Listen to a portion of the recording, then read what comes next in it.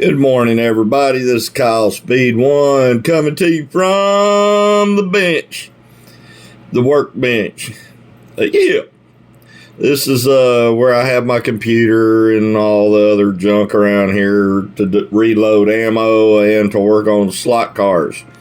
Well, I have another update for you on the Polar Lights.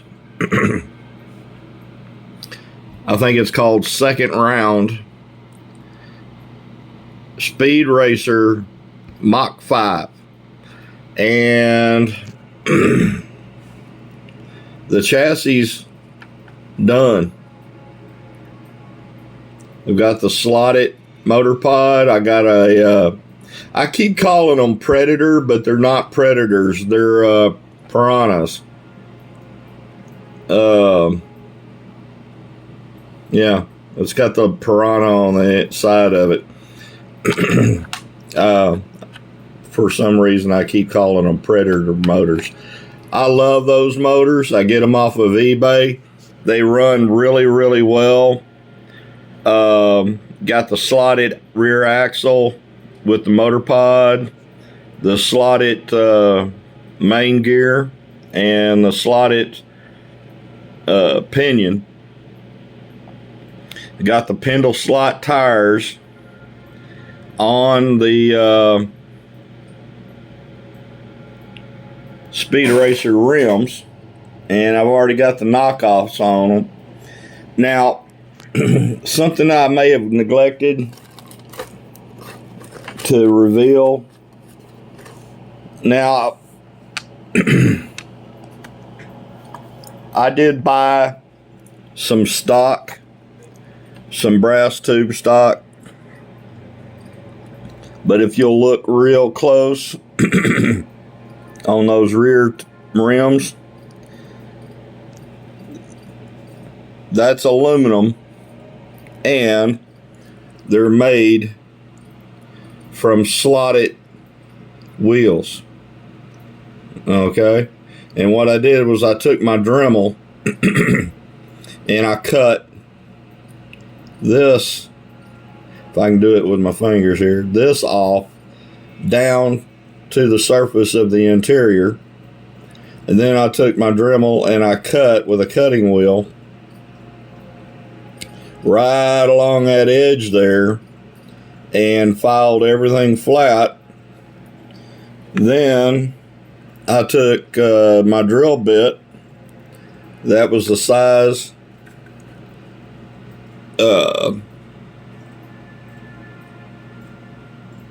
for the inside where the if it focuses, I measured the outside diameter of that tube right there where the axle slides into, and of course the grub screw anchors against to hold the wheel in position. And after doing all that, drilling out the front or the top or in the bottom of the plastic wheel,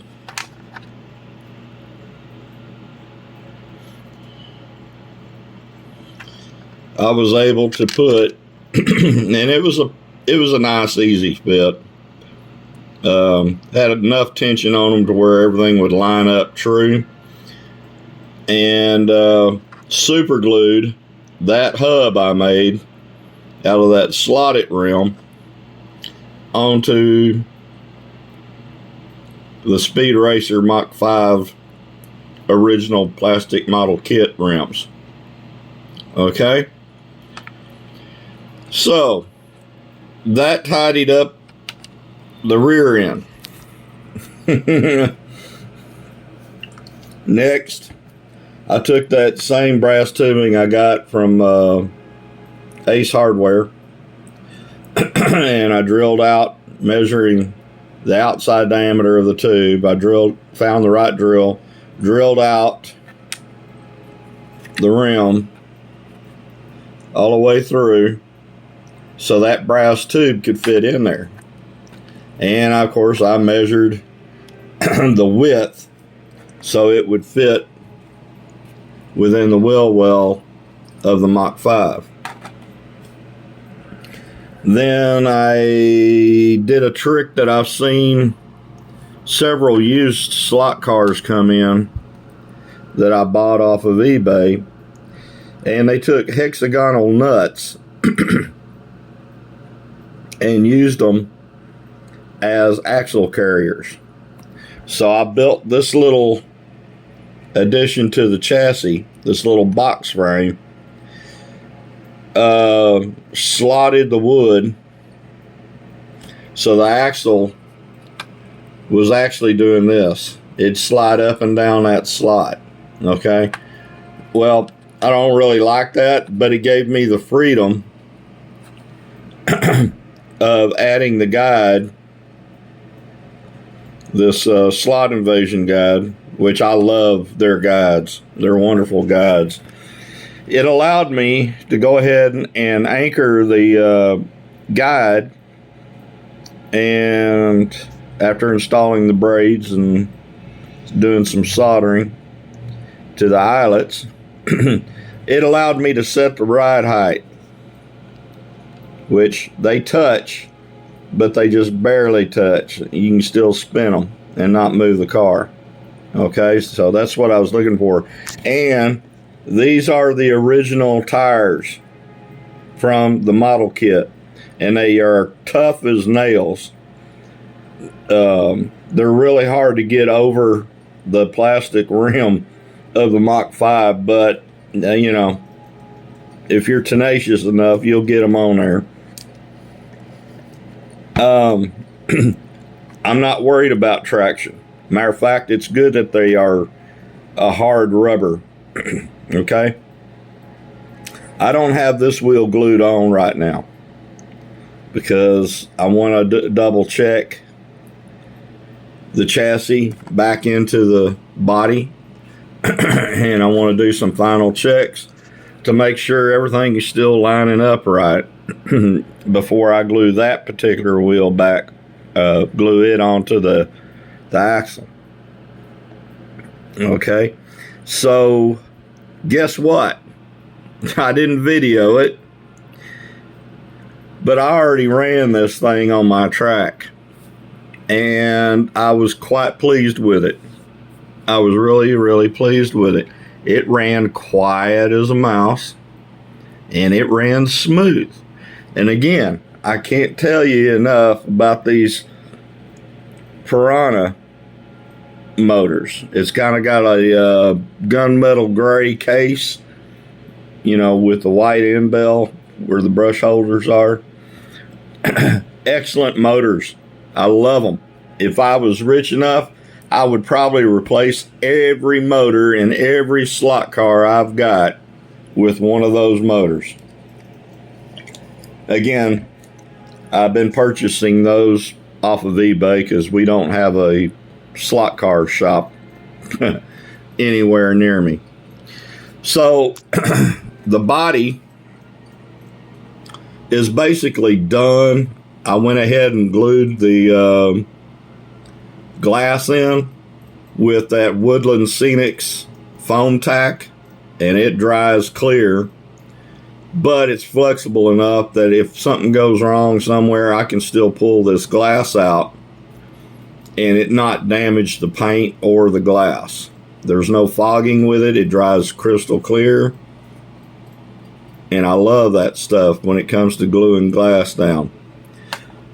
Now, you know, it's funny being in the airplane and helicopter RC hobby.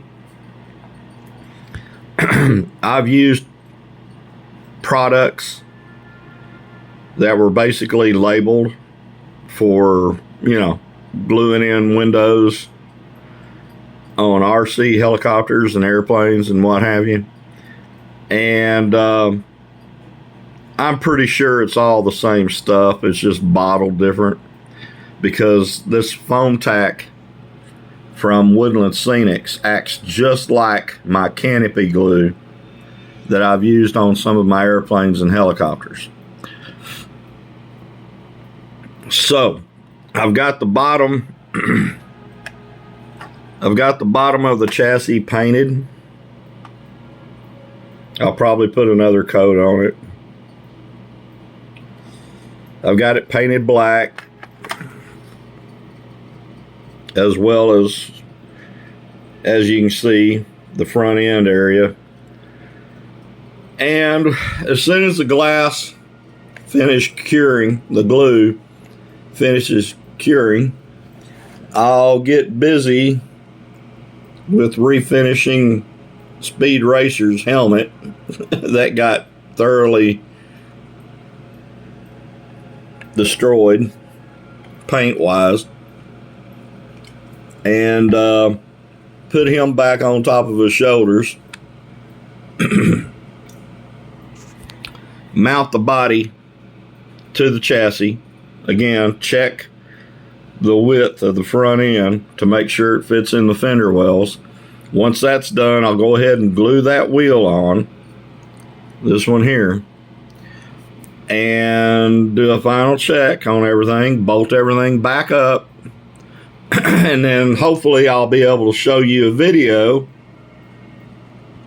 of, I believe it's a 1/25th scale polar lights, round 2. That means they redone the kit a second time, or introduced it a second time, and of the Mach 5 from Speed Racer. I'll talk to y'all later. If you have any comments, like, share, subscribe, of course, if you feel like it.